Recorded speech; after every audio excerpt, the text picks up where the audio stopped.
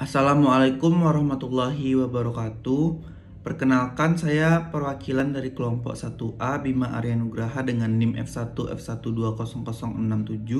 Di sini saya akan mempresentasikan bagaimana diskusi dari kelompok 1A tentang penetapan FE sebagai FE2O3 dengan metode gravimetri pengendapan.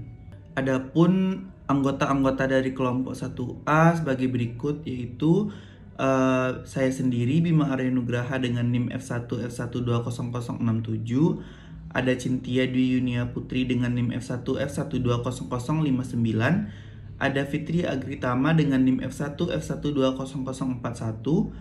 Dan Anjali Rizkia Fazariana dengan NIM F1 F1200057. Selanjutnya Yimas Alia Syaharani dengan NIM F1 F1200023. Selanjutnya ada M. Dilham Nabil Lauza dengan NIM F1 F1200029.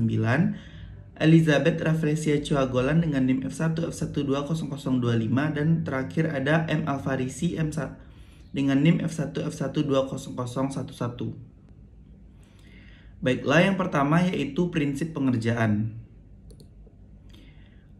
Prinsip pengerjaan itu ada yang pertama, cuplikan harus diyakini sebagai Fe3 atau besi 3. Selanjutnya larutan pengendapnya yaitu NH4OH dengan konsentrasi 7 mol.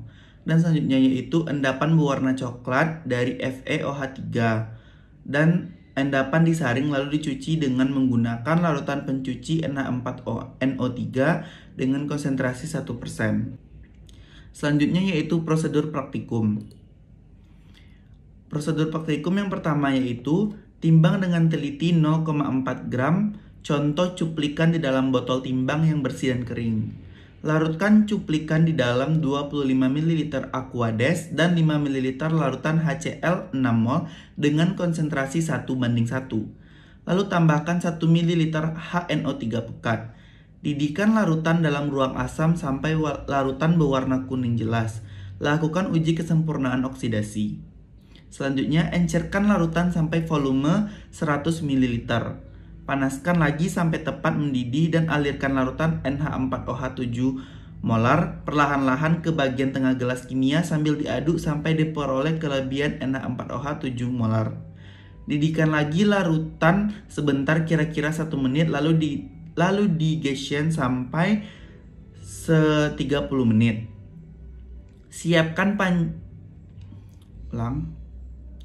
Siapkan penyaring wetman nomor 41 untuk menyaring endapan.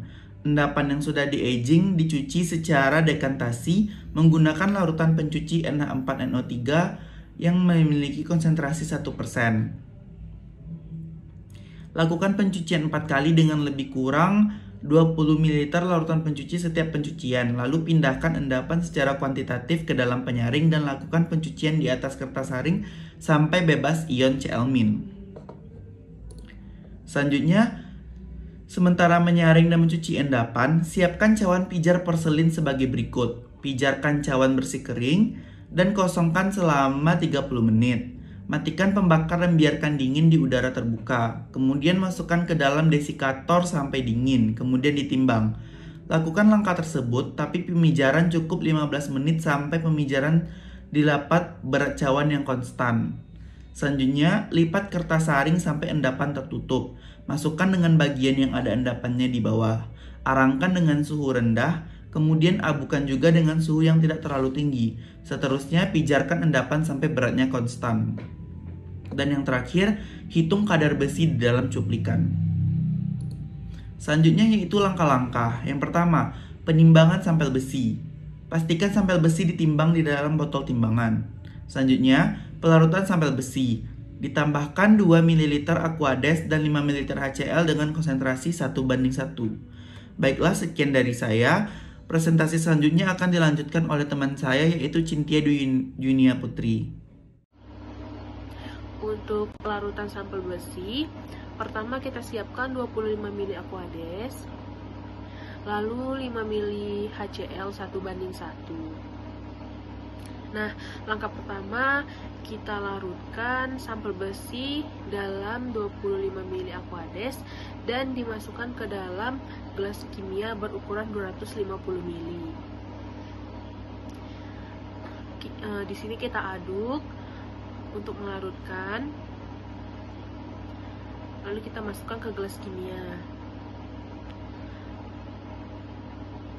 Hal ini dilakukan secara berulang.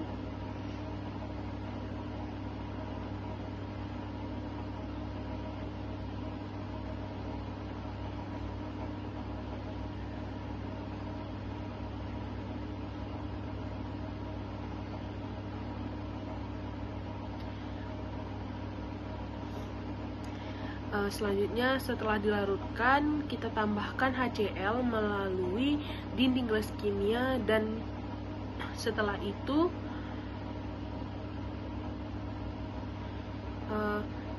kita aduk kembali hingga rata.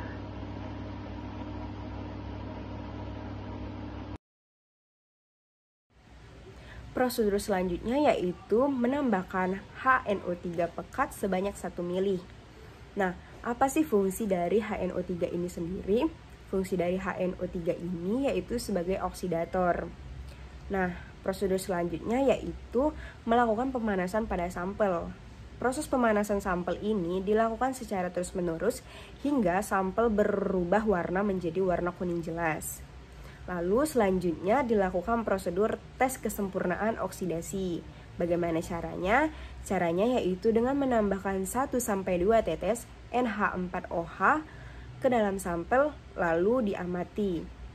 Jika terdapat endapan warna merah, maka dapat dikatakan oksidasinya terjadi secara sempurna.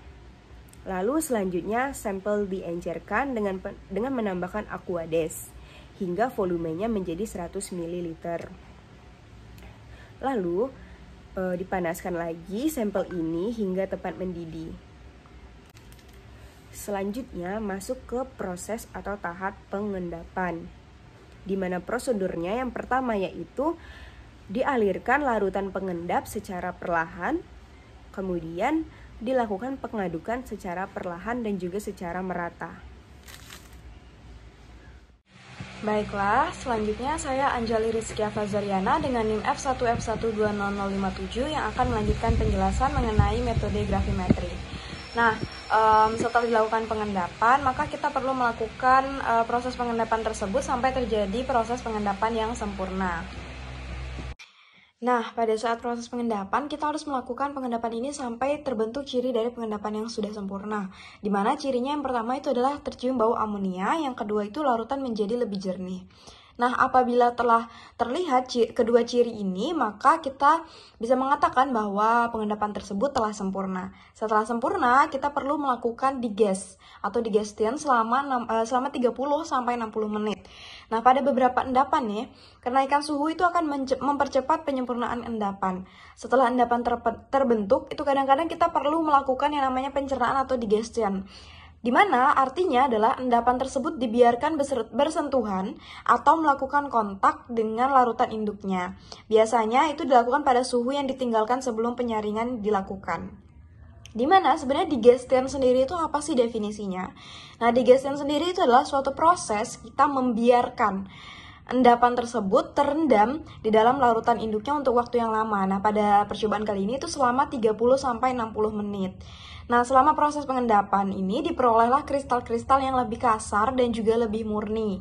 Nah, digestion sendiri ini hanya efektif untuk kotoran-kotoran yang terabsorpsi dan juga terokulasi ya. Nah, digestion ini dapat dilakukan dengan ataupun tanpa pemanasan, tetapi tidak boleh sampai mendidih. Nah, selanjutnya setelah dilakukan proses digestion, kita perlu melakukan proses penyaringan. Kita masuk ke proses penyaringan.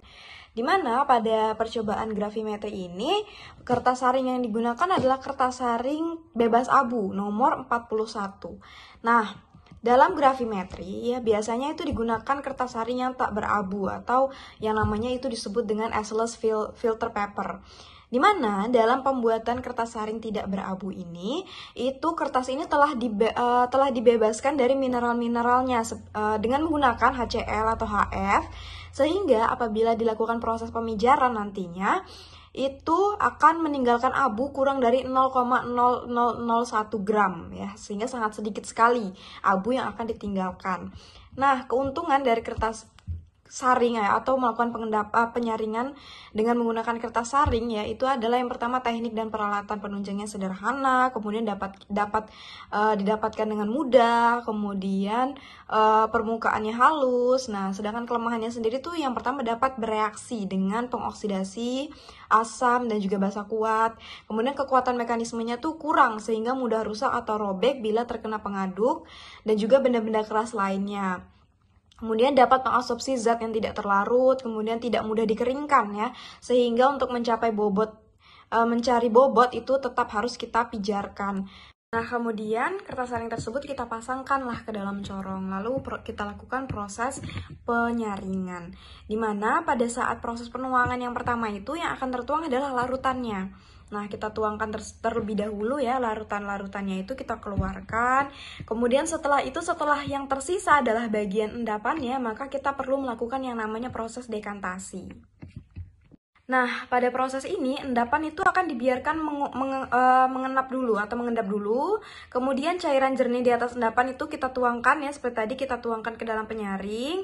Nah, karena pori-pori kertas saring ini belum tersumbat dengan adanya endapan ya, cairan tersebut akan turun dengan cepat melalui kertas penyaring tersebut. Nah, bila sebagian besar cairan telah tersaring, maka endapan itu perlu dibubuhi air suling lagi. Kemudian diaduk menjadi homogen dan dibiarkan mengendap lagi, baru kemudian cairan jernih tersebut disaring kembali. Nah, proses inilah yang disebut dengan dekantasi atau pengenap tuangan ya. Dimana proses dekantasi ini dapat dilakukan selama berulang kali. Nah, proses dekantasi ini ya harus dilakukan dengan hati-hati sehingga larutan jernih itu tadi tidak menjadi larutan yang keruh. Nah, sewaktu menuangkan cairan jernih ke dalam penyaring ya, itu harus digunakan pengaduk kaca yang dipegang kira-kira di tengah penyaring, tapi tidak boleh menyentuh kertas saring. Nah, penggunaan pengaduk ini dimaksudkan agar airnya mengalir ke dalam penyaring tanpa terciprat keluar, dan menghindari juga adanya tetesan air yang mengalir melalui dinding luar piala bila gelas piala tersebut ditegakkan kembali. Nah, setelah dilakukan proses dekantasi tadi ya, maka kita perlu menambahkan juga larutan pencuci per 20-25 ml. Dimana tidak semua cairan itu dapat digunakan sebagai larutan pencuci ya. Dimana larutan pencuci ini yang digunakan pada setiap penetapan itu dapat berbeda-beda, karena bergantung pada sifat dan jenis sampel yang dianalisis. Tapi beberapa hal yang perlu kita perhatikan untuk menggunakan larutan pencuci itu adalah harus memenuhi beberapa persyaratan larutan pencuci yang baik.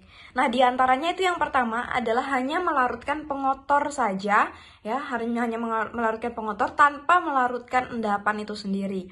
Kemudian yang kedua, itu dapat mencegah terjadinya peptitasi atau pengendapan halus pada waktu proses pencucian itu sendiri dengan larutan pencuci.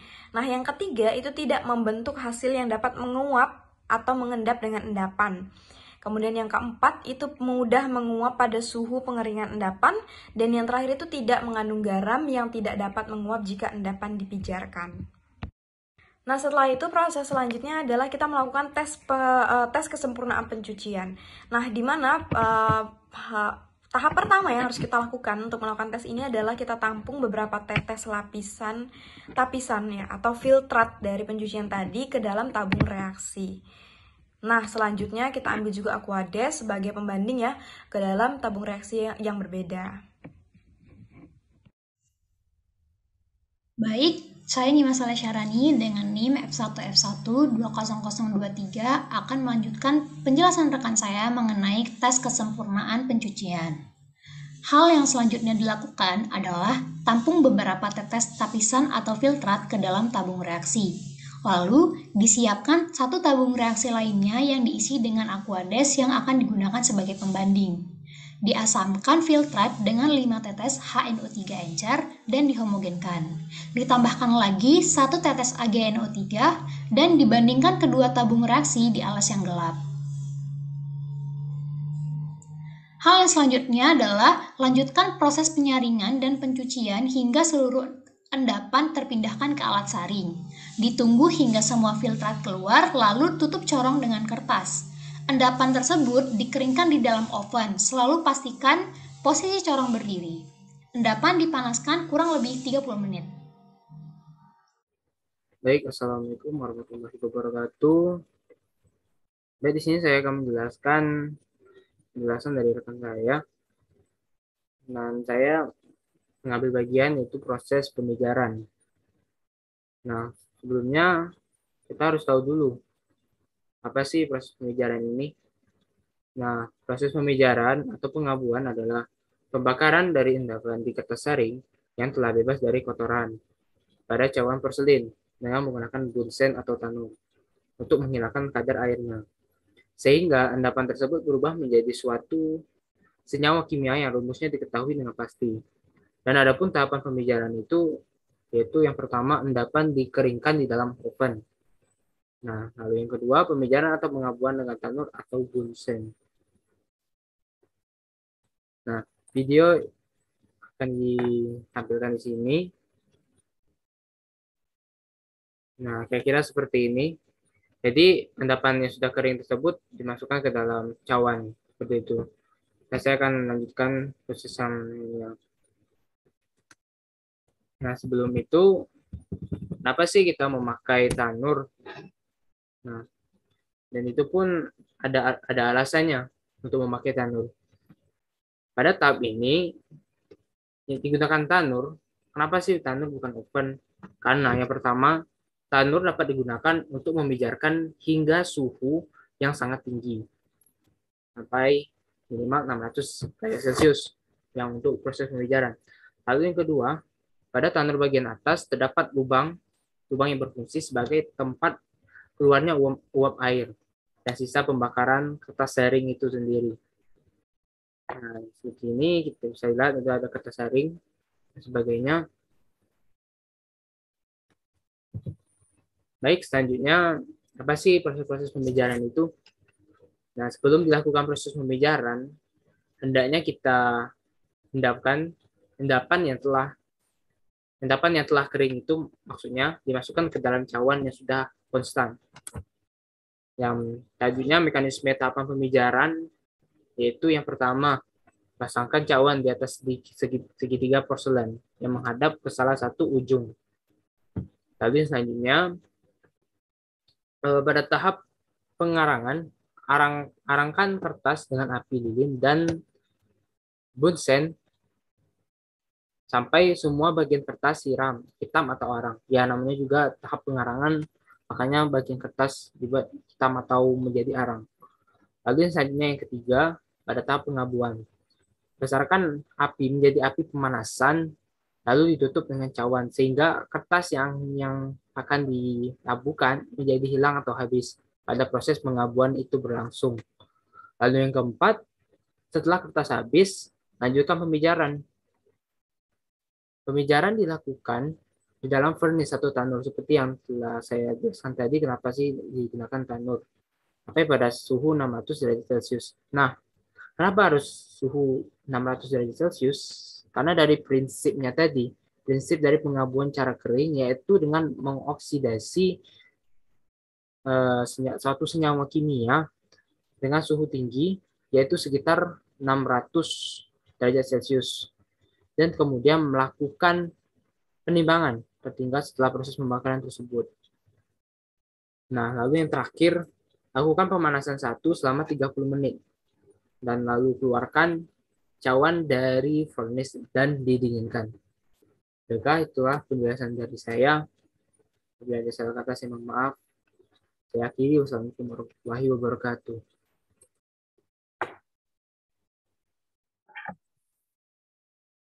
Selanjutnya, cawan dikeluarkan dari furnace atau biasa disebut dengan tungku pembakaran dan dinginkan cawan di udara terbuka selama kurang lebih 10 menit. Penimbangan endapan. Penimbangan endapan dilakukan hingga mendapatkan hasil yang konstan. Dilakukan dengan cara cawan dari dalam eksikator dipindahkan ke neraca untuk dilakukan penimbangan. Eksikator berfungsi untuk mendinginkan bahan atau alat gelas setelah dilakukan pemanasan dan akan ditimbang. Cara kerja eksikator yang pertama, tutup eksikator dibuka dengan cara digeser, Kemudian masukkan cawan diletakkan di atas saringan porselen. Setelah itu, kita tutup eksikator dengan cara digeser juga. Warahmatullahi wabarakatuh. Saya M. Farisi dengan NIM F1F12001. Ya, selanjutnya ini adalah lakukan pengonstanan cawan hingga diperoleh data dengan persen RPD di bawah 5%. Nah, selanjutnya didapatkanlah perhitungan atau pengolahan data. Data penimbangan sampel FE. Penimbangan berat botol timbang plus stempel seberat 15,5359 gram. Dan berat botol timbang seberat 15,1298 gram, sedangkan berat sampel seberat 0,4061 gram. Nah, selanjutnya data penimbangan cawan kosong. Pada pemanasan cawan kosong yang pertama itu beratnya 32,1116 gram. Yang kedua beratnya 32,1106 gram dan didapatkan rata-rata berat 32,111 gram. Nah, selanjutnya data penimbangan endapan. Penimbangan berat cawan plus endapan didapatkan berat dengan endapan Fe2O3 didapatkan berat cawan endapan seberat 32,1929 gram. Selanjutnya berat cawan kosong 32,111 gram dan berat endapan 0,0818 gram.